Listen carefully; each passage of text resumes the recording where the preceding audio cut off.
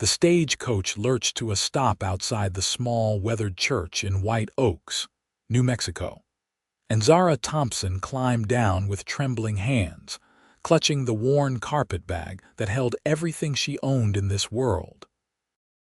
It was April 1883, and the desert sun beat down mercilessly on her dark hair as she smoothed the creases from her only decent dress, a faded blue cotton that had seen better days. She had traveled 3 weeks from St.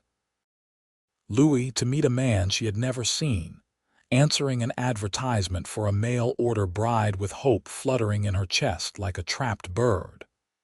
Now, standing in the dusty street with the hot wind whipping at her skirts, she wondered if she had made a terrible mistake. The advertisement had been simple and straightforward. Rancher seeking wife. Must be of good character and willing to work hard. No frills or false promises, which had appealed to Zara after growing up in an orphanage where pretty words meant nothing and only actions mattered. She had written back honestly, explaining that she had no family, no dowry, and no prospects beyond her ability to read, write, cook, and keep house. The response had been equally direct. Come to White Oaks. I will meet you at the church on April 10th. Zara adjusted her bonnet and walked toward the church, her heart pounding against her ribs. The town was smaller than she had expected.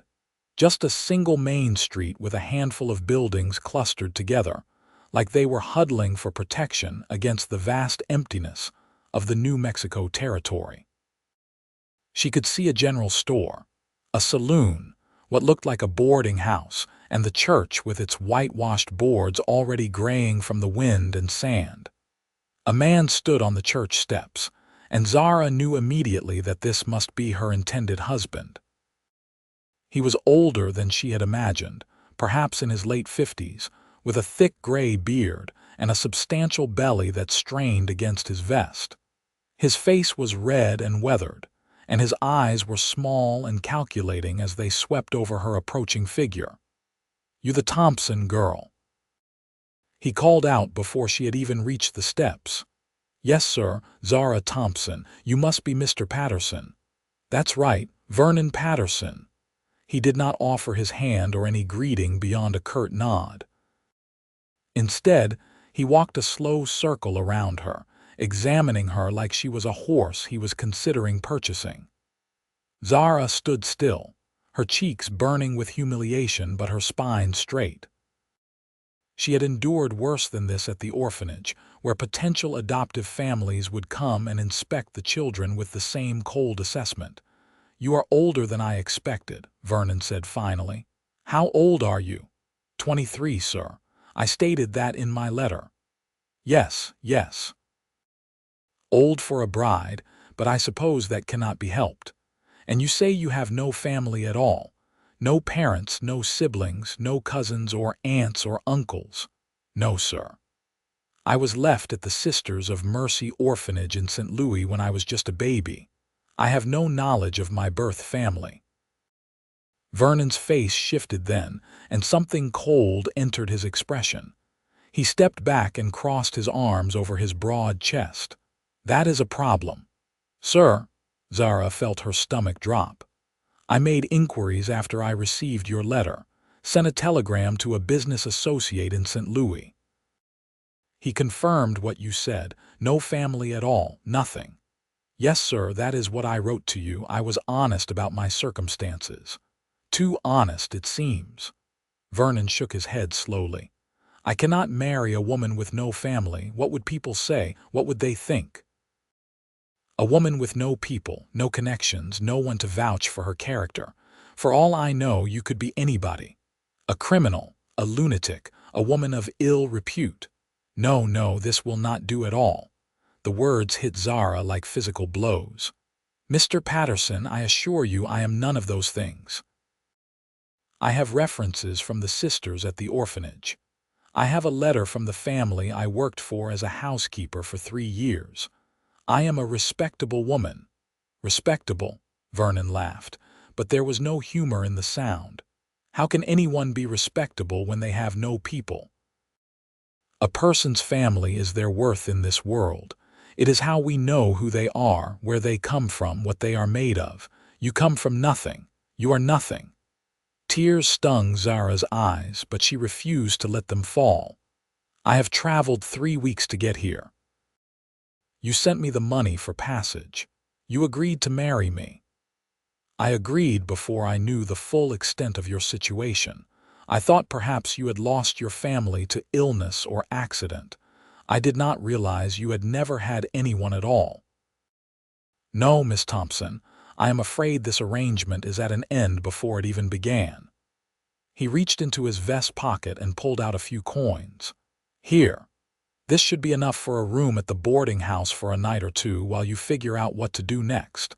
The stage runs back east twice a week. He pressed the coins into her hand and walked away, his boots heavy on the wooden steps. Zara stood there frozen, unable to process what had just happened. In the span of 5 minutes, her entire future had crumbled to dust. She looked down at the coins in her palm. $3. That was what her journey and her hopes were worth to Vernon Patterson. The church door opened behind her, and an elderly woman in a black dress emerged. I heard everything, she said quietly. I am sorry, child. Vernon Patterson is a fool and a pompous one at that. But he is also one of the wealthiest ranchers in the territory, and people listen to him. What am I going to do? Zara whispered, more to herself than to the woman. You could go back east. With $3, the stage fare alone is more than $20. The woman sighed. Then I suggest you find work quickly. Mrs. Henderson runs the boarding house. She might need help. And the saloon always needs serving girls, though I would not recommend that for a respectable young woman. Zara thanked her and walked slowly down the street toward the boarding house, her carpetbag heavy in her hand. The afternoon sun was brutal, and sweat trickled down her back beneath her dress. She felt the eyes of the town on her, curious and judging. News traveled fast in a small place, and she had no doubt that everyone would soon know about the mail-order bride who had been rejected before she even made it to the altar. The boarding house was a 2-story building with a sagging porch and faded paint.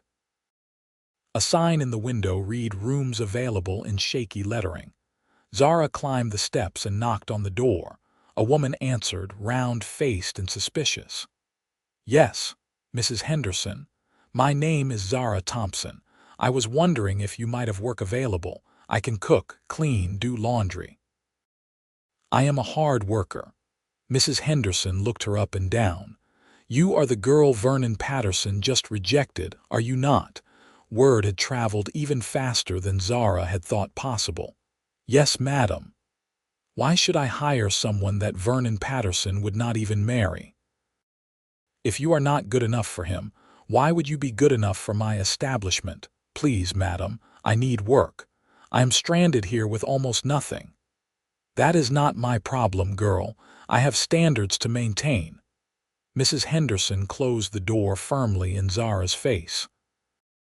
For the next 2 hours, Zara went to every business on the main street. The general store did not need help. The restaurant was run by a family who did all the work themselves. The blacksmith laughed at the idea of a woman working in his shop. Even the laundry, which was run by a Chinese man who barely spoke English, turned her away with an apologetic shake of his head. By the time the sun began to sink toward the horizon, painting the sky in shades of orange and red, Zara was desperate. She had walked to the edge of town and found herself standing outside the saloon. Music and laughter drifted from inside, along with the smell of tobacco and whiskey. She took a deep breath and pushed through the doors. The noise hit her first, a wall of sound that was overwhelming after the quiet of the street. Men crowded around tables, playing cards and drinking. A piano player pounded out a lively tune in the corner. Several women in bright dresses with low necklines moved through the crowd, carrying drinks and laughing at jokes. Every head turned when Zara walked in, and the piano music faltered for a moment. A large man with slicked back hair and a diamond stickpin in his tie approached her. "Well, well, what do we have here? You are a bit overdressed for this establishment, sweetheart." "I am looking for work, sir. I can serve drinks or clean or whatever you need." The man's eyebrows rose. "You are the girl that Vernon Patterson rejected, are you not?" "That is quite the scandal for such a small town. What was it? Did he find out you were a dance hall girl in your previous life?" "No, sir. He rejected me because I have no family." "No family?" The man threw back his head and laughed. "That old fool rejected you for having no family. That is rich. Most of the people in this territory are running from their families." He looked at her more closely, his eyes calculating. "You are pretty enough. Clean yourself up, put on a proper dress, and you could make good money here." Zara's face burned. "I am not looking for that kind of work, sir." "No." "Well, I do not need a serving girl. I have all I need." "Sorry, darling." He turned away, dismissing her. Zara stumbled back out into the street, her eyes finally brimming over with tears. She had nowhere to go, no money, no prospects, and night was falling fast. The desert air was already cooling rapidly, and she had no shelter. She walked to the edge of town and sank down on a large rock, finally allowing herself to cry. All her life she had been rejected for being an orphan, for having no family, for being nobody's daughter. She had thought that coming west would be different, that she could start fresh where no one cared about bloodlines or connections. But it seemed that the prejudice followed her everywhere. "Miss, are you all right?" Zara looked up, startled. A man stood a few feet away, silhouetted against the darkening sky. He was tall and lean, with broad shoulders and a dusty hat pushed back on his head. She could not see his face clearly in the fading light, but his voice was gentle, concerned. "I am fine," she managed, wiping at her eyes. "You do not look fine. You look like you have had about the worst day a person can have." He took a step closer, and she could see him better now. He was young, perhaps in his late 20s, with dark hair that curled slightly at his collar and eyes that were kind even in the dim light. His clothes were worn but clean, the typical gear of a working cowboy: canvas pants, a faded shirt, a leather vest, and a bandana tied around his neck. "I suppose I have," Zara admitted. There seemed little point in pretending otherwise. "I heard about what happened with Vernon Patterson." "That was a rotten thing he did, leaving you stranded here." "You heard already," Zara let out a bitter laugh. "Does everyone in this town know my business? It is a small town. Word travels. My name is Morgan Jensen. I work on a ranch about 5 miles south of here." He held out his hand, and after a moment, Zara took it. His grip was warm and firm. "Zara Thompson. Pleased to meet you, Miss Thompson, though I wish it were under better circumstances. Have you eaten anything today?" Zara tried to remember. She had had some bread and cheese on the stage that morning, but nothing since. "Not really." "Come on then. There is a little restaurant just down the street, not fancy, but the food is decent. You can tell me what you plan to do next. I have very little money." "I did not ask you if you had money. I asked you to have dinner with me." Morgan's tone was firm but not unkind. "You look like you are about to fall over. Let me buy you a meal. No strings attached, just one human being helping another." Zara was too tired and too hungry to argue. She let Morgan help her to her feet and lead her back down the street to a small building she had passed earlier. Inside, it was warm and smelled of beef stew and fresh bread. There were only a few other diners, and they looked up with interest when Zara and Morgan entered. Morgan guided her to a table in the corner and held out a chair for her. A Mexican woman came over, and Morgan ordered stew, bread, and coffee for both of them. When the woman left, he turned his attention back to Zara. "So, tell me what happened. The whole story." Zara was not sure why she felt compelled to tell this stranger everything, but the words poured out of her. She told him about the orphanage, about answering the advertisement, about the long journey west full of hope and dreams. She told him about Vernon Patterson's cold rejection, about being turned away from every business in town, about having nowhere to go and no way to get home. By the time she finished, the food had arrived, and Morgan was looking at her with an expression she could not quite read. "That is quite a story," he said quietly, "and quite an injustice. Vernon Patterson is a jackass. I have never liked the man. But he is right, is he not? A person with no family is nobody. They have no worth, no value. I have learned that lesson over and over again my whole life." "No." Morgan's voice was sharp, and Zara looked up in surprise. "No, he is not right. A person's worth is not determined by who their parents were or how many relatives they can name. A person's worth is in their character, their actions, their heart. You traveled across the country by yourself with nothing but hope and courage. That takes strength. That takes determination. That means something." Zara felt fresh tears threatening, but these were different somehow. No one had ever spoken to her like this before. No one had ever suggested that she had value simply for being herself. "Eat your stew before it gets cold," Morgan said gently. "You need your strength." They ate in companionable silence for a while. The stew was rich and hearty, and Zara realized just how hungry she had been. The warmth of the food and the shelter of the small restaurant began to restore some of her equilibrium. "What will you do?" Morgan asked when they were nearly finished. "I do not know. I need to find work, save enough money for passage back east. But no one in this town will hire me. Vernon Patterson has made sure of that." Morgan was quiet for a long moment, stirring his coffee thoughtfully. "I might have an idea. It is not perfect, and you would have every right to refuse. But hear me out." Zara set down her spoon and looked at him expectantly. "I work on the Silver Creek Ranch. It is a decent-sized operation, run by a man named Robert Jameson.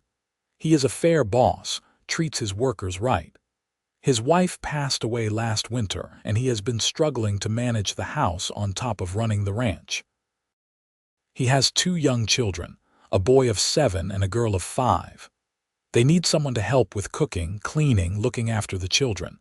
It is hard work, long hours, but it comes with room and board and fair wages. Do you think he would hire me, even after what happened with Vernon Patterson?" Robert Jameson does not care 2 bits about what Vernon Patterson thinks. They have been rivals for years, competing over water rights and grazing land. If anything, the fact that Vernon rejected you would make Robert more inclined to give you a chance, just to spite him. Morgan smiled slightly. "Plus, I would vouch for you. Robert trusts my judgment. But you do not even know me. Why would you do this for me?" Morgan met her eyes across the table, and something in his gaze made her heart skip. "Because someone should. Because it is the right thing to do. Because I look at you and I see someone who deserves a chance, not rejection and cruelty." He paused. "And because I know what it is like to be alone in the world. My own parents died when I was 15. I had some distant relatives, but they did not want the burden of a half-grown boy. I have been on my own ever since, making my own way, so I understand a little of what you are going through." Zara felt something shift in her chest, a warmth that had nothing to do with the coffee or the stew. "Thank you," she whispered. "Truly, thank you. Do not thank me yet. Wait and see if Robert agrees to hire you. But I think he will. I will take you out to the ranch tomorrow morning if you are willing. Tonight, you can stay at the boarding house. I know Mrs. Henderson turned you away, but she will not refuse you if I am paying for the room. I cannot let you do that. You can and you will. Consider it a loan if it makes you feel better. You can pay me back when you start earning wages." They finished their meal, and Morgan was true to his word. He walked Zara back to the boarding house, and while Mrs. Henderson gave Zara a sour look, she could not refuse Morgan's money. He paid for 3 nights in advance, tipping his hat to Zara before heading back out into the night. Zara climbed the stairs to the small room she had been assigned, hardly daring to believe the turn her fortunes had taken. The room was simple but clean, with a narrow bed, a washstand, and a window that looked out over the dark desert. She washed her face and hands, changed into her nightgown, and climbed into bed. Despite her exhaustion, sleep did not come easily. Her mind kept replaying the day, from Vernon Patterson's cruel rejection to Morgan Jensen's unexpected kindness. There was something about Morgan that drew her. It was not just his handsome face or his gentle manner, though both were certainly appealing. It was the way he had looked at her, like she was a person worth seeing, like she mattered. Zara had spent her whole life being invisible or unwanted. To have someone look at her with such genuine interest and compassion was intoxicating. She forced herself to be realistic. Morgan was just being kind. He was helping a stranger in need, nothing more. She could not allow herself to read anything else into his actions. She had been disappointed too many times to let herself hope for something more. Tomorrow she would go to this ranch, meet Robert Jameson, and hopefully secure employment. That was all she could focus on right now. One step at a time, one day at a time. Morning came bright and early. Zara dressed in her best dress again, braided her hair neatly, and went downstairs. Morgan was already there, waiting in the front parlor. He stood when she entered, and she noticed that he had cleaned up since last night. His shirt was pressed, his boots polished, his hair still slightly damp from washing. "Morning, Miss Thompson. Are you ready?" "As ready as I can be." "Good. I brought a wagon. It is about an hour's ride to the ranch." They walked outside to where a sturdy wagon waited, hitched to 2 horses. Morgan helped Zara up onto the seat and then climbed up beside her. He clicked to the horses, and they started moving, leaving white oaks behind and heading out into the open territory. The landscape was stark but beautiful in its own way. The desert stretched out in all directions, dotted with scrub brush and cacti. Mountains rose in the distance, purple and blue against the clear morning sky. The air was already warming, promising another hot day. "Tell me about Mr. Jameson," Zara said after they had been riding for a while. "And his children." "Robert is a good man. Fair, honest, works hard. He loved his wife deeply, and her death hit him hard. The children are still struggling with it too. The boy, Tommy, he has gone quiet and withdrawn. The girl, Emma, she is too young to really understand. She keeps asking when her mama is coming home." Morgan's voice was sad. "They need stability, someone to care for them properly. Robert does his best, but he is trying to run a ranch and be both mother and father, and he is stretched too thin." "How did Mrs. Jameson die?" "Fever. It came on sudden and took her in less than a week. The doctor from town could not do anything. It was hard on everyone. She was a kind woman, always had a smile and a kind word." They rode in silence for a while longer. Zara found herself very aware of Morgan beside her, the way his hands held the reins, the strong line of his jaw, the way his eyes scanned the horizon constantly, alert for any danger. He carried a rifle on the wagon seat, she noticed, and a pistol at his hip. This was still wild country, she reminded herself. There were dangers out here beyond rejection and poverty. "There it is," Morgan said, pointing ahead. "Silver Creek Ranch." Zara looked and saw a cluster of buildings nestled in a small valley. There was a main house, larger than she had expected, built of adobe and wood. Several outbuildings surrounded it. A barn, a bunkhouse, corrals, and various sheds. Horses grazed in a nearby pasture, and she could see cattle dotting the hills beyond. As they drew closer, a man emerged from the barn. He was tall and broad-shouldered, with sandy hair and a weathered face that might have been handsome before grief carved lines around his mouth and eyes. He watched their approach with curiosity. "Morgan," he called out in greeting. "I did not expect you back until this afternoon. Who is this?" Morgan pulled the wagon to a stop and jumped down, then helped Zara down as well. "Robert, this is Miss Zara Thompson. She just arrived in White Oaks yesterday. I told her about your situation, and she is interested in the position of housekeeper if you are still looking to hire someone." Robert Jameson looked at Zara with frank assessment, but his gaze was not unkind like Vernon Patterson's had been. "You have experience with housework, cooking, children." "Yes, sir. I grew up in an orphanage where we all had to work. I was responsible for the younger children. After I aged out, I worked as a housekeeper for a family in St. Louis for 3 years. I can provide references." "Why did you leave St. Louis?" Zara hesitated, then decided that honesty was the only policy. Robert Jameson would hear the gossip soon enough anyway. "I answered an advertisement to be a mail-order bride. The man who sent for me rejected me when I arrived." "Vernon Patterson," Morgan said quietly. "He rejected her because she has no family." Robert's expression darkened. "That sounds like something Vernon would do. The man is a snake and a fool." He turned back to Zara. "I do not care about your family or lack thereof, Miss Thompson. I care whether you can do the work. Can you cook for a crew of hungry ranch hands?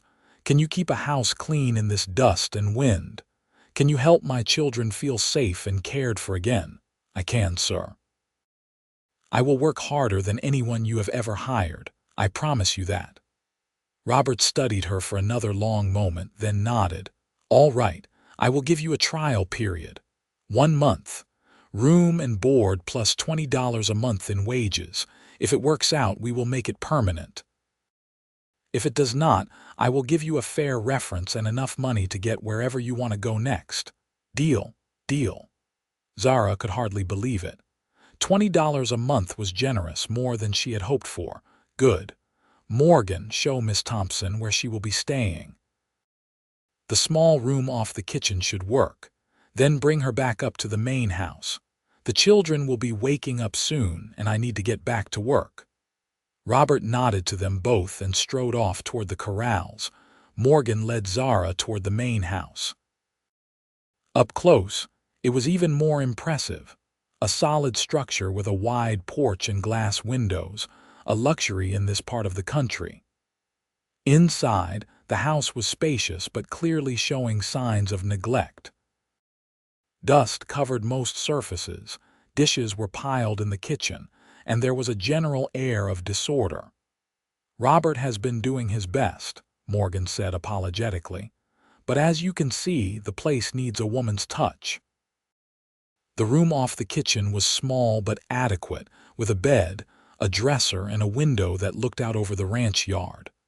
Zara set her carpetbag down on the bed and turned to Morgan. "Thank you for everything. I do not know how I will ever repay you. Just do a good job here.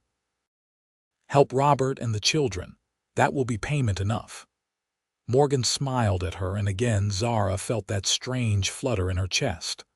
"I should warn you, the ranch hands are a rough bunch, but they are good men.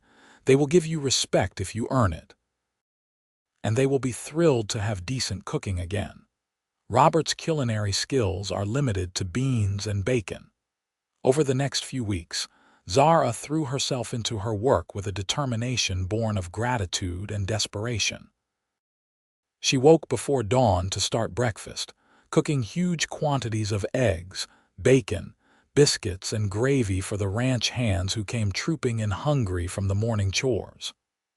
After breakfast, she cleaned the main house from top to bottom, sweeping, scrubbing, washing windows, beating rugs.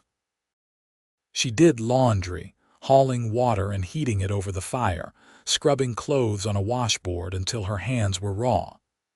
She mended torn clothing, patched worn sheets, organized the pantry, and weeded the neglected kitchen garden. but her most important task was caring for the children. Tommy Jameson was indeed as withdrawn as Morgan had described. He was a solemn little boy with his father's sandy hair and his mother's blue eyes. At first, he barely spoke to Zara, watching her warily as she moved through the house. But gradually, as she proved her consistent presence, he began to warm to her. She discovered that he loved to read, so she spent time with him in the evenings, reading aloud from the few books in the house or teaching him new words. Emma was easier in some ways and harder in others. The 5-year-old was sunny and affectionate, immediately attaching herself to Zara with the desperate affection of a child who missed her mother. But she still asked frequently when her mama would come home, and Zara had to carefully explain, over and over, that her mama was in heaven now and would not be coming back, but that she was watching over Emma and would always love her. Morgan came to the main house every evening for dinner. Zara learned that he was Robert's foreman, in charge of managing the ranch hands and overseeing the daily operations. He was respected by all the men, and even Robert seemed to defer to his judgment on ranch matters.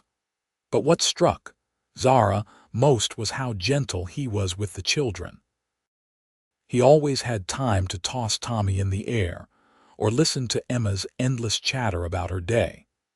And he always had a kind word for Zara, complimenting her cooking or noticing when she had done something special to improve the house. Zara found herself looking forward to those dinners more than she should. She put extra care into her cooking on those evenings, making sure her hair was neat and her apron clean. She told herself she was just being professional, just taking pride in her work, but she knew it was more than that. She was drawn to Morgan in a way she had never been drawn to anyone before. One evening, about 3 weeks after Zara had started working at the ranch, Morgan stayed after dinner to help her with the dishes. Robert had taken the children upstairs to bed, and the kitchen was warm and quiet, lit by the glow of the oil lamps. "You have worked a miracle here," Morgan said as he dried a plate. "The house has not looked this good since Elizabeth died, and the children, they are smiling again. You have given them hope. They are wonderful children. It is easy to care for them. Still, not everyone could do what you have done. You have a gift for making a place feel like home."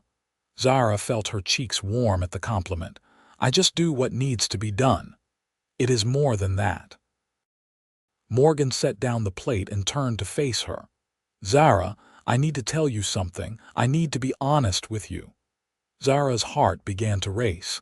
She set down the dish she was washing and dried her hands on her apron. "What is it?" "These past few weeks, seeing you every day, watching you bring life back to this place, getting to know you, I have come to care for you. More than I should, probably. More than is wise for a foreman and a housekeeper who work on the same ranch." He paused, his dark eyes searching her face. "I know I should not say anything. I know it is too soon, and you have only just gotten your life settled here. But I cannot keep pretending that what I feel is just friendship. I think about you all the time. I look for excuses to come to the main house just to see you. When you smile, my whole day is brighter." Zara could barely breathe. "Morgan, I do not know what to say." "You do not have to say anything. I just needed you to know. I needed to be honest. If you do not feel the same way, that is all right. We can just continue as we have been, working together, being friends. I will not make things awkward or difficult for you, I promise." "But I do feel the same way," Zara whispered. "I have been trying not to. I have been telling myself that I am being foolish, that you were just being kind, that I should not hope for more. But I do feel the same way. When you are near, everything seems better, brighter, more possible. You made me believe that I could have a place in this world, that I could matter to someone."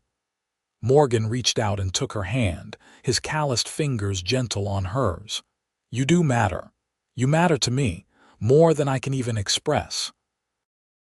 They stood there in the warm kitchen, hands clasped, looking at each other with a mixture of joy and wonder and a hint of fear at this new thing between them. Then, slowly, carefully, Morgan leaned down and kissed her. It was soft and sweet, a question and a promise all at once. Zara kissed him back, feeling like something inside her that had been frozen for her whole life was finally beginning to thaw. When they pulled apart, Morgan rested his forehead against hers. "We should take this slow. I do not want to rush you or pressure you. But I want you to know that my intentions are serious. I am not playing games or looking for something temporary. I want to court you properly if you will let me." "I would like that," Zara said, smiling up at him. "I would like that very much." Over the following weeks, their relationship deepened and grew. Morgan courted Zara in the old-fashioned way, with small gifts and thoughtful gestures. He brought her wildflowers from the desert. He fixed things around the house before she even asked. He took her for rides in the wagon on Sunday afternoons, showing her the beautiful and harsh landscape of New Mexico, teaching her the names of the plants and animals, sharing stories of his life. Zara learned that Morgan had worked on ranches since he was 15, slowly working his way up from the lowest positions to his current role as foreman. He had saved his money carefully, and he had dreams of one day owning his own small ranch. He loved this land with a passion that was infectious, and Zara found herself falling in love not just with Morgan, but with this new life she was building. Robert Jameson noticed the growing romance between his foreman and his housekeeper, and he gave his blessing. "You are both good people," he told them one evening. "You deserve happiness. Lord knows we have had enough sorrow on this ranch. It is good to see some joy again." The children were equally enthusiastic. Emma started calling Zara Miss Zara Mama, which made Zara's heart ache with bittersweet emotion. She would never try to replace Elizabeth in these children's hearts, but she could love them in her own way, and that seemed to be enough. Summer blazed across the territory, and with it came the hard work of ranch life. Zara worked from before dawn until after dark, but she had never been happier. For the first time in her life, she felt like she belonged somewhere, like she had a place and a purpose. And more than that, she had Morgan. They stole moments together whenever they could. Early mornings when he would come to the kitchen for coffee before the other hands were awake, and they would talk quietly about their dreams and plans. Late evenings after the children were asleep, when they would sit on the porch and watch the stars come out over the desert. Stolen kisses in the barn when he helped her carry supplies, or behind the house when she was hanging laundry. It was during one of those evening porch conversations in late July that Morgan took Zara's hand and said, "I want to marry you." Zara's heart leaped. "Are you asking me?" "I am asking you. I know it has only been a few months, but I have never been more sure of anything in my life." "I love you, Zara. I love your strength and your kindness and your determination. I love the way you care for Tommy and Emma. I love the way you see beauty in this harsh land. I love the way you make me feel like I finally have a home, not just a place to sleep." He squeezed her hand. "I do not have much to offer you. I have some savings, and someday I hope to have my own ranch. But right now, I am just a foreman. I can promise you hard work and simple living and a whole lot of love. Is that enough?" Tears were streaming down Zara's face, but she was smiling. "It is more than enough. It is everything. Yes, Morgan. Yes, I will marry you." He pulled her into his arms and kissed her deeply, and Zara felt like her heart might burst with happiness. After a lifetime of rejection and loneliness, she had found someone who loved her not despite her lack of family, but because of who she was, all on her own. They told Robert the next morning, and he was genuinely happy for them. "I will lose my best housekeeper and my best foreman if you two decide to start your own ranch," he joked, "but I am thrilled for you both. "We are not going anywhere yet," Morgan assured him. "I still have some more saving to do before I can afford my own place. And Zara loves the children too much to leave them right now." "Good. I would hate to lose either of you." Robert clapped Morgan on the shoulder. "When is the wedding?" "As soon as possible," Morgan said, grinning. "Why wait?" They decided on a simple ceremony in White Oaks, in the same church where Zara had been rejected just a few months earlier. It seemed fitting somehow, to claim joy in the place where she had known such disappointment. Word spread quickly through the small town about the upcoming wedding, and reactions were mixed. Some people were happy for the couple. The old woman who had spoken kindly to Zara that first terrible day sought her out to offer congratulations. The Mexican woman who ran the restaurant presented her with a beautiful lace mantilla for the ceremony. Several of the ranch hands from Silver Creek promised to attend and celebrate, but others were less pleased. Vernon Patterson, when he heard the news, was reportedly furious. He had expected Zara to slink away in shame, and instead she had landed on her feet and was marrying one of the most respected men in the territory. Mrs. Henderson at the boarding house sniffed that no good would come of a marriage to a woman with no family. Several of the wealthy ranchers' wives expressed similar sentiments. Zara tried not to let the negative opinions bother her, but old wounds had a way of reopening. The night before the wedding, she sat in her little room off the kitchen, looking at her reflection in the small mirror and fighting back tears. There was a knock on her door, and Robert Jameson's voice called softly, "Miss Thompson, may I speak with you?" "Of course, Mr. Jameson." Zara opened the door, quickly wiping at her eyes. Robert came in, holding something in his hands. He looked uncomfortable but determined. "I wanted to give you something for tomorrow." He held out a small velvet box. "This was Elizabeth's. Her wedding ring. She would have wanted you to have it." "Oh, Mr. Jameson, I could not possibly." "Please. I insist. Elizabeth loved this ranch and she loved our family. You have brought care and light back to both.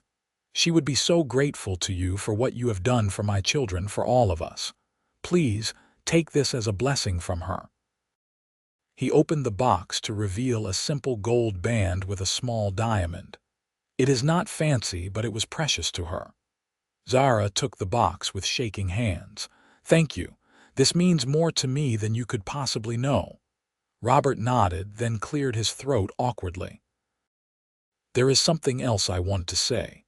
I have been thinking about the wedding tomorrow, about who will walk you down the aisle.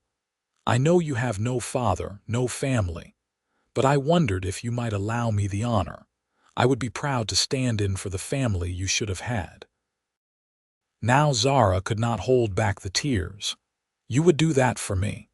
You have become like family to us, Miss Thompson. You have cared for my children like they were your own.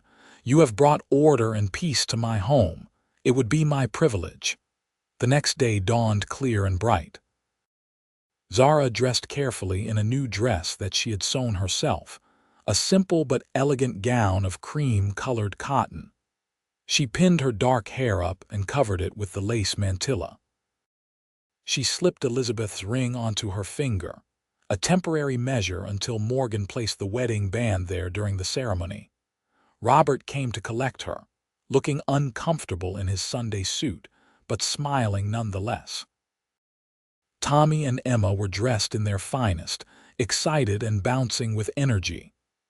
"You look beautiful, Miss Zara," Tommy said shyly, and Zara thought her heart would overflow. They rode into White Oaks in the wagon, and as they approached the church, Zara was surprised to see a crowd gathered. She had expected only a handful of people, but it seemed like half the town had turned out. She saw the ranch hands from Silver Creek, all cleaned up and grinning. She saw some of the townspeople who had been kind to her. And she saw Morgan, standing at the front of the church, looking more handsome than she had ever seen him in a pressed black suit and string tie. But she also saw Vernon Patterson standing off to the side, his face red and scowling. She saw Mrs. Henderson and several other disapproving women clustered together, whispering behind their hands. Robert must have felt her hesitate because he patted her hand where it rested on his arm. "Do not pay them any mind. You hold your head high. You are about to marry a man who loves you, who values you. That is all that matters." The ceremony was simple but moving. The elderly minister who presided spoke about love and commitment and the covenant of marriage. When it came time for the vows, Morgan took Zara's hands in his and spoke clearly and firmly, his eyes never leaving hers. "I, Morgan Jensen, take you, Zara Thompson, to be my lawfully wedded wife. I promise to love you, honor you, protect you, and cherish you for all the days of my life. I promise to be faithful in good times and in bad, in sickness and in health. You are my home, my heart, my family. From this day forward, you will never be alone again."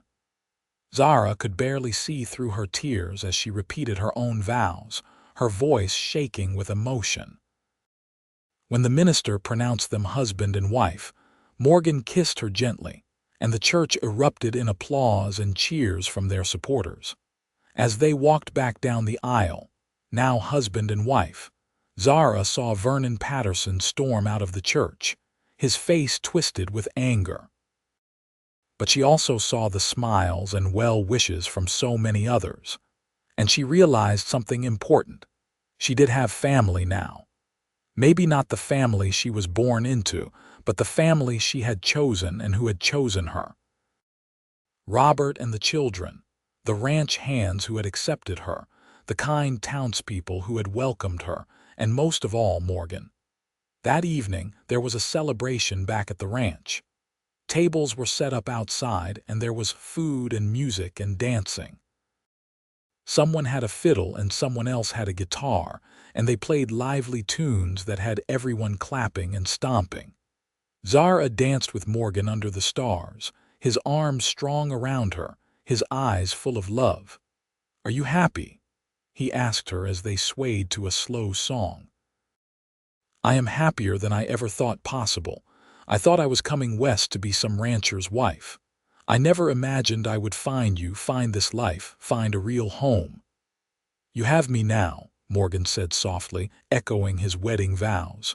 "You will always have me. We are family, you and I. We will make our own family, build our own future. Together." "Together," Zara agreed and kissed him as the desert stars wheeled overhead. The next few years passed in a blur of hard work and happiness. Zara and Morgan continued to work at Silver Creek Ranch, but they also began saving every penny they could toward their dream of their own place. Zara took on extra work, sewing and mending for other ranchers' families. Morgan worked extra hours, taking on side jobs when they were available. In the spring of 1885, Zara discovered she was pregnant. She was thrilled and terrified in equal measure. She had no mother to guide her, no female relatives to turn to for advice, but she found support in unexpected places. The Mexican woman from the restaurant, whose name was Rosa, became a friend and mentor. Some of the ranch hands' wives, who had initially been standoffish, warmed to her and offered help and advice. And Robert Jameson, who had become like a father to her, was steadfastly supportive. When Zara worried about continuing her work as the pregnancy advanced, he hired a girl from town to help with the heavy cleaning. When she worried about the birth itself, he arranged for the town doctor to be on call. Morgan was simultaneously ecstatic and anxious. He fussed over Zara constantly, insisting she not work too hard, making sure she ate enough, worrying about every little thing. It was endearing and sometimes a bit overwhelming, but Zara loved him for it. In November of 1885, on a cold, clear night, Zara gave birth to a son. The labor was long and difficult, and there were moments when she was sure she could not go on. But Morgan held her hand through it all, and when the baby finally came, squalling and red-faced and perfect, Zara wept with relief and joy. They named him Matthew Robert Jensen, Matthew for Morgan's father and Robert for the man who had given them both so much. Little Matthew had Morgan's dark hair and Zara's green eyes, and from the first moment, he was adored not just by his parents but by Tommy and Emma, who treated him like a precious doll. The birth of their son seemed to solidify something in Morgan. He became even more determined to get their own ranch. He worked harder than ever, saved more ruthlessly, and began actively looking for available land. In the summer of 1886, opportunity arrived. A smaller ranch about 10 miles from Silver Creek came up for sale. The owner had died, and his children, who lived back east, wanted to sell quickly. The property was not large, only about 1,000 acres, but it had good grazing land, a water source, and a small but solid house. Morgan and Zara went to look at it, and they both fell in love immediately. The asking price was steep, but Morgan had been saving for years. Combined with a loan from the bank and a generous gift from Robert Jameson, who insisted it was a bonus for years of excellent work, they were able to make the purchase. Leaving Silver Creek was bittersweet. Zara had come to love the place and the people, especially the children. Tommy was now 10, Emma 8, and they both cried when Zara and Morgan announced they were leaving. But Robert, as always, was understanding. "You have given my family so much," he told them. "You helped us heal after Elizabeth's death. You gave my children stability and love. Now it is time for you to build your own life, your own legacy. But you will always be welcome here. You will always be family." They moved to their new ranch, which Morgan named the Star Valley Ranch after the beautiful starlit nights they had enjoyed during their courtship. The work was backbreaking. They had to repair fences, upgrade the small barn, improve the house, and build up their herd. Morgan hired a couple of young ranch hands to help, and Zara worked alongside him, balancing the demands of running a household, caring for baby Matthew, and helping with ranch work. But it was their own place, their own dream realized, and that made every hardship worthwhile. At night, exhausted and sore, they would sit on their porch, Matthew sleeping in Zara's arms, and look out over their land with profound satisfaction. "We did it," Morgan would say, never quite able to believe it. "We actually did it." "We did," Zara would agree, leaning against his shoulder. "And we did it together." Life was not without challenges. There were droughts and harsh winters. Cattle got sick or were lost to predators.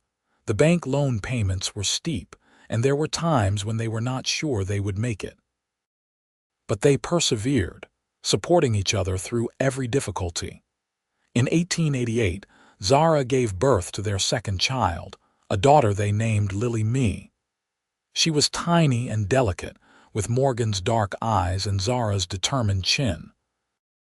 Matthew, now 2.5, was initially suspicious of this interloper, but soon became fiercely protective of his little sister. As the children grew, Zara marveled at the family she had built. She, who had grown up with no family at all, now had a husband she adored, 2 beautiful children, and a network of friends and neighbors who had become like extended family. Robert and his children visited often, and Zara and Morgan made sure to stay connected to the community. The issue of Zara's lack of blood family came up occasionally. When Matthew started asking questions about grandparents and cousins, Zara had to explain that Mama did not have parents of her own, but that they had created their own family instead. She told him stories of growing up in the orphanage, of the sisters who had raised her, of coming west and meeting Papa. She wanted her children to understand that family was not just about blood, but about love and choice and commitment. Vernon Patterson remained a thorn in their side for years.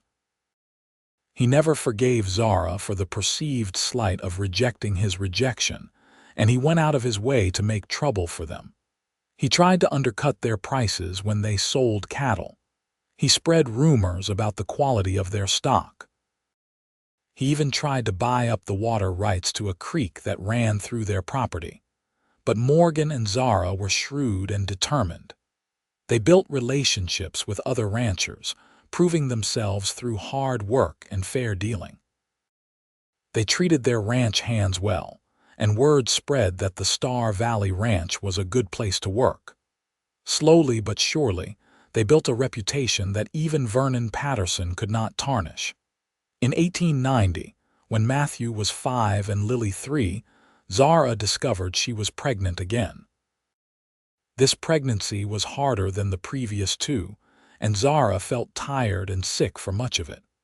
Morgan insisted she rest more, hiring extra help around the house despite the strain on their finances. In early 1891, Zara gave birth to twins, a boy and a girl. It was a shock, as the doctor had only detected one heartbeat. The labor was even more difficult than with Matthew, and for a few terrifying hours, Morgan feared he might lose Zara. But she was strong and the babies were healthy, and in the end, they had 2 more children to love. They named the boy Samuel Morgan and the girl Clara Rose. The twins were loud and demanding, keeping Zara and Morgan awake most nights for the first few months. Matthew and Lily were fascinated by the babies, and the house was always full of noise and activity. As the years passed, the Star Valley Ranch prospered. Morgan proved to be an excellent rancher, with a gift for breeding strong cattle and managing the land sustainably. Zara managed the household and the finances with equal skill, making sure they stayed within budget even as they slowly expanded their operation. Their children grew up strong and healthy, running wild across the ranch land, learning to ride and rope and care for animals. They attended the small school in White Oaks, and Zara made sure they could all read and write well. She was determined that her children would have the education she had only barely received. In 1895, a decade after their wedding, Morgan and Zara stood together looking out over their land. They had paid off the bank loan, they had expanded their herd, they had built onto the house, adding more bedrooms for their growing children. They had everything they had dreamed of and more. "You ever think about that day in White Oaks?" Morgan asked, his arm around Zara's waist. "The day I found you sitting on that rock crying." "Sometimes," Zara admitted. "It is hard to believe that was me, that lost, frightened girl with no hope and nowhere to go. Sometimes it feels like a different lifetime." "Vernon Patterson did you a favor in a way," Zara laughed. "I suppose he did. If he had married me, I would have been miserable. I would never have met you, never had this life. You know, he finally got married last year, to some wealthy widow from Santa Fe.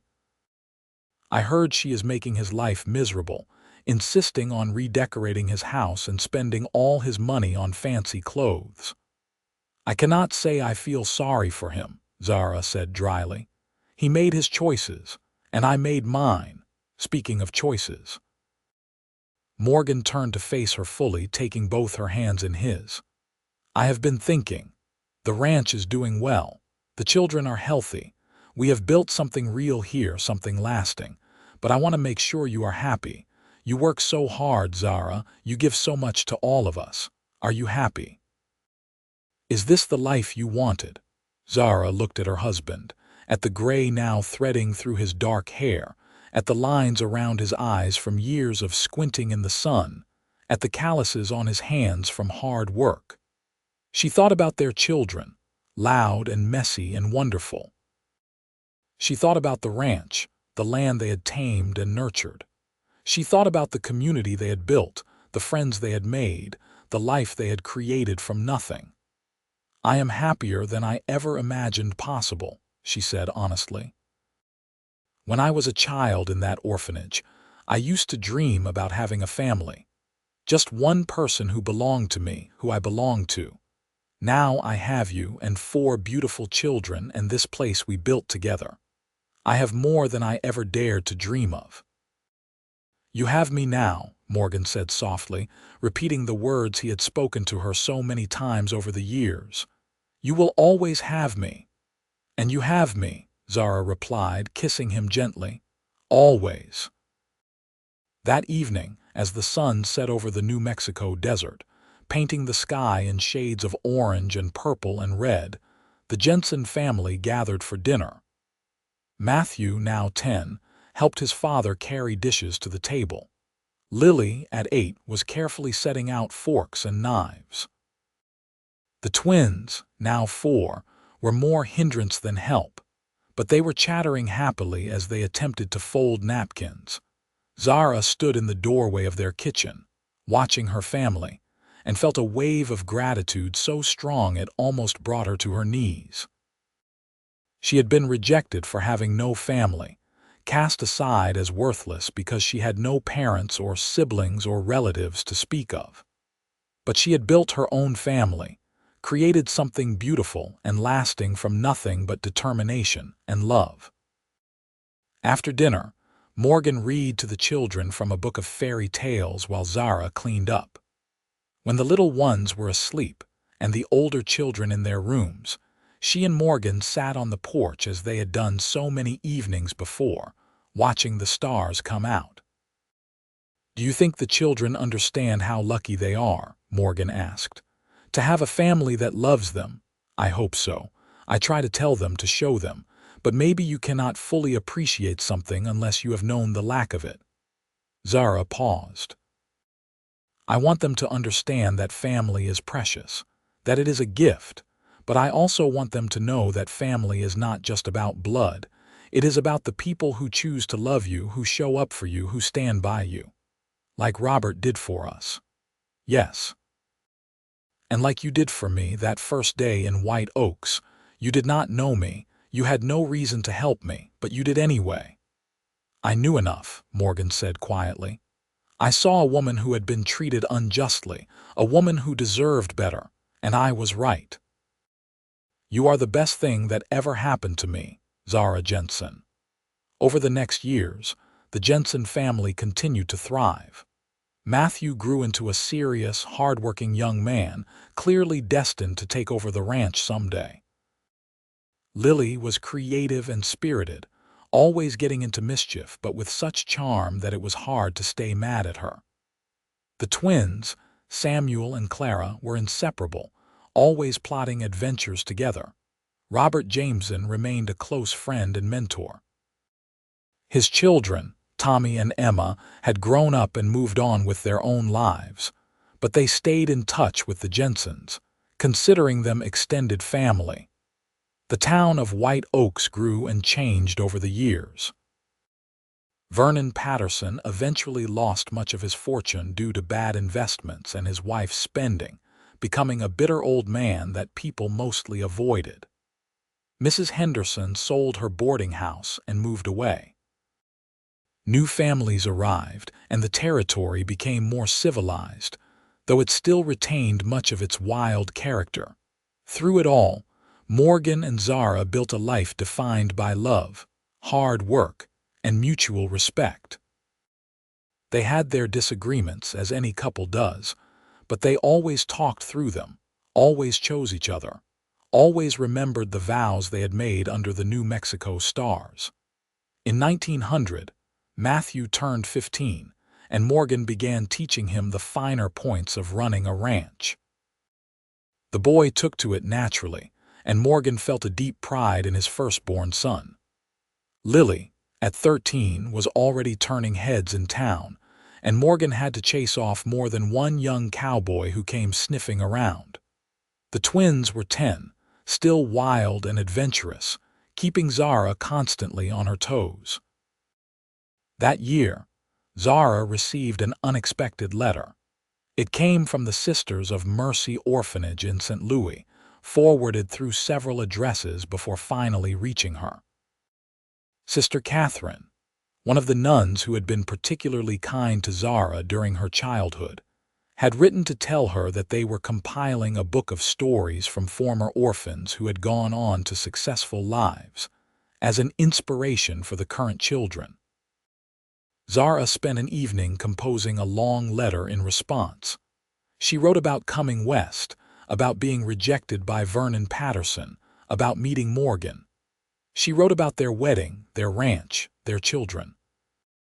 She wrote about learning that family was not about blood, but about love and commitment and choice.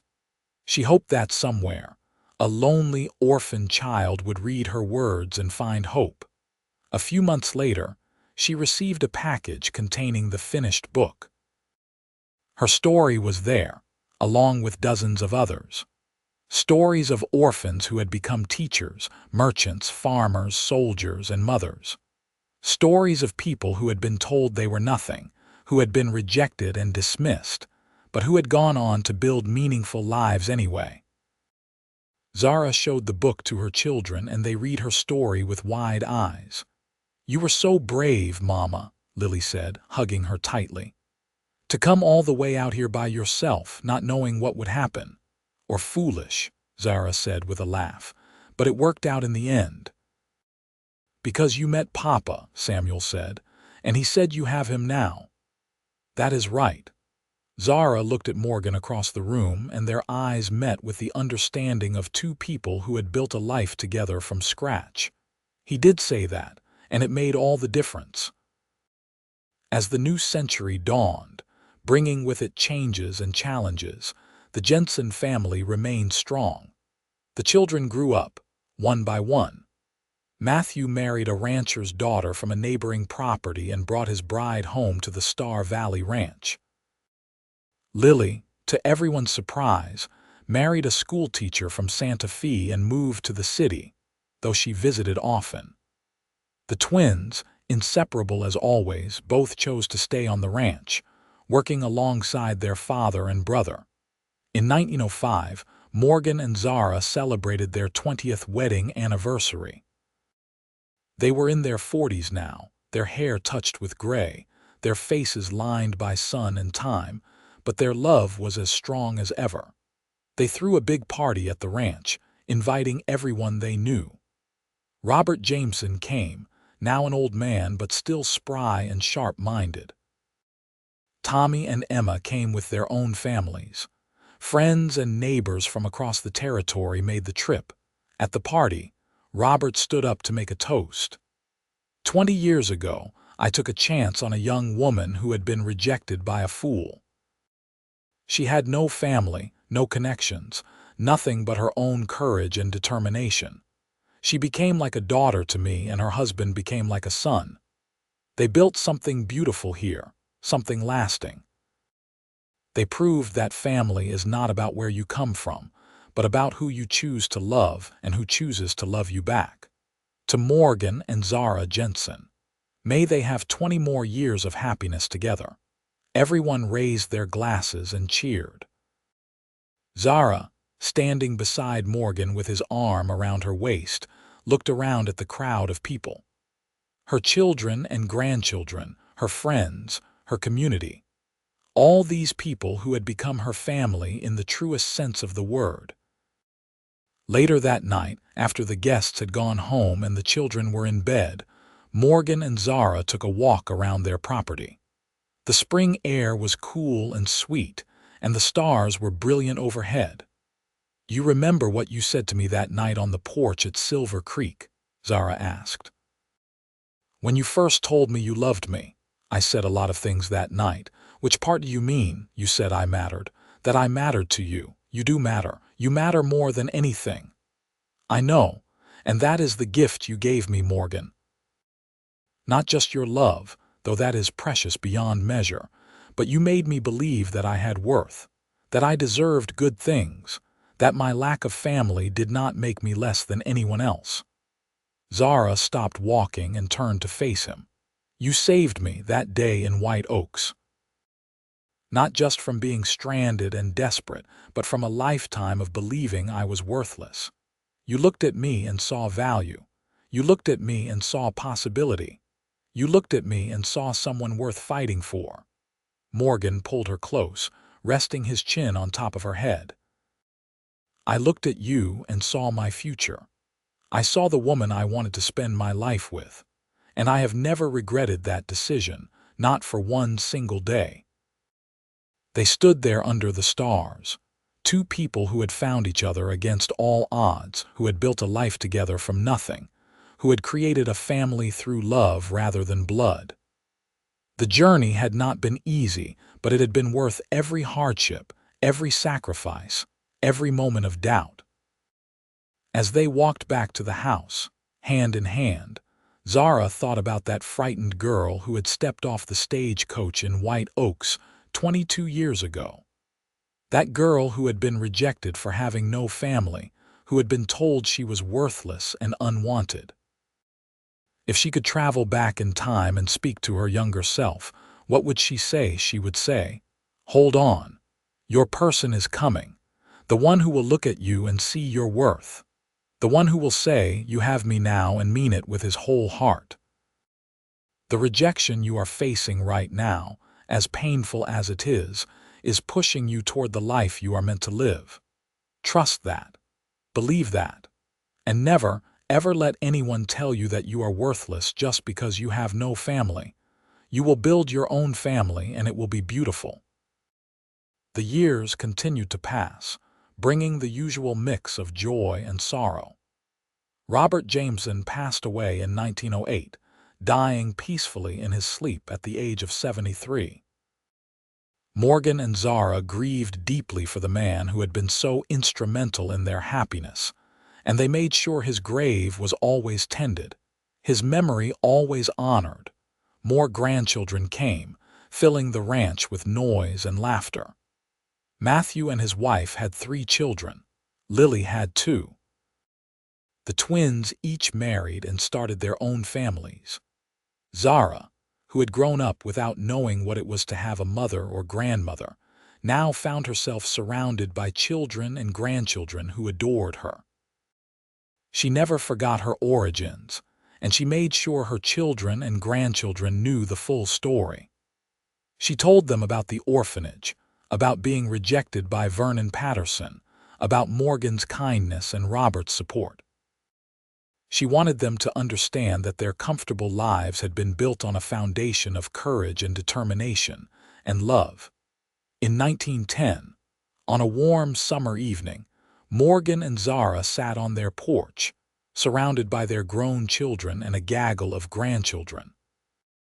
Matthew was discussing plans for expanding the ranch. Lily was telling a funny story about her students. The twins were arguing good-naturedly about something. The grandchildren were playing in the yard, their shrieks of laughter echoing across the property. "We did good, did we not?" Morgan said quietly, just for Zara's ears. "We did better than good," Zara replied. "We did amazing. You were rejected for having no family, and now look." Morgan gestured at the crowd of people surrounding them. "You have the biggest family in the county." Zara laughed, but there were tears in her eyes. "Because you said I had you, that was all I needed. Everything else grew from that." "You have me still," Morgan said, taking her hand. "You will always have me. That is a promise I intend to keep until my last breath."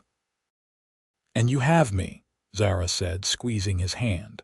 "For always and forever." As the sun set over the New Mexico desert one more time, turning the sky into a masterpiece of color, Zara looked around at the life she had built. She thought about that terrified young woman who had arrived in White Oaks with nothing but a carpetbag and a dream.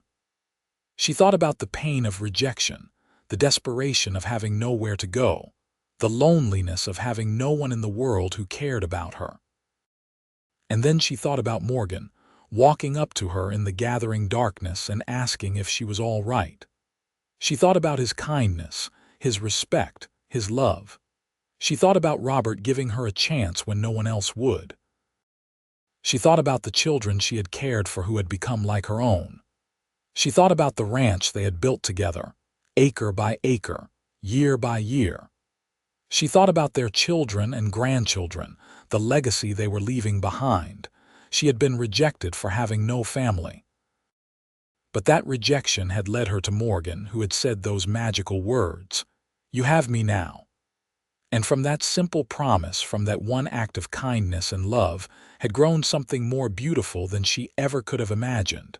A family, a home, a life filled with purpose and meaning and love. The story that had begun with rejection and pain had transformed into a tale of triumph and joy. And as Zara sat on her porch, surrounded by the people she loved most in the world, she knew that every hardship, every tear, every moment of doubt had been worth it. Because it had all led her here, to this moment, to this life, to this family. She had been told she was nothing because she had no family. But she had proven them wrong. She had built a family through love and determination and sheer force of will. And in doing so, she had created something that would last for generations, a legacy of love that would echo through time. The rejection had not broken her. Instead, it had been the catalyst that pushed her toward her true destiny. And for that, paradoxically, she was grateful. Because it had brought her to Morgan, it had brought her to this life, it had brought her home. As the stars began to appear one by one in the darkening sky, Zara leaned her head on Morgan's shoulder and closed her eyes, feeling the warmth of his body beside her, hearing the laughter of her family all around her, and knowing that she was exactly where she was meant to be. She had everything she had ever dreamed of and more. She had love, she had family, she had home, and it had all started with a simple promise from a kind cowboy on a dusty street in White Oaks, New Mexico. "You have me now." 3 simple words that had changed everything. 3 words that had given her hope when she had none. 3 words that had been the foundation of a beautiful life. Years later, when Zara and Morgan were old and gray, sitting in rocking chairs on that same porch, they would still hold hands and watch the sunset together. They would still tell the story of how they met, of Vernon Patterson's rejection and Morgan's kindness. They would still marvel at how one moment, one decision, one act of compassion had changed the course of their lives forever. And their grandchildren, sitting at their feet, would listen with wide eyes and full hearts, learning the lesson that their grandmother had learned all those years ago, that family is not about blood or birth or lineage. Family is about love.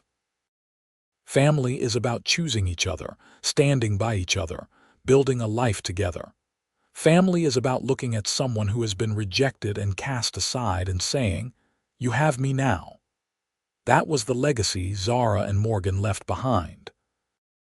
Not just the ranch, not just the land, not just the material things they had built, but a legacy of love, of acceptance, of the understanding that every person has worth and value, regardless of where they come from or who their parents were.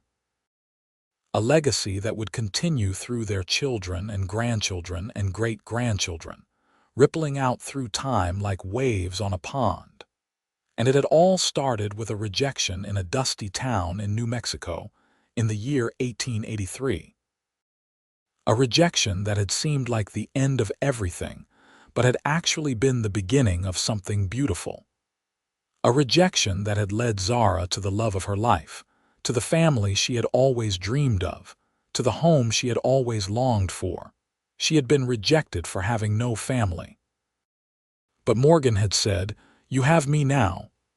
And that had made all the difference.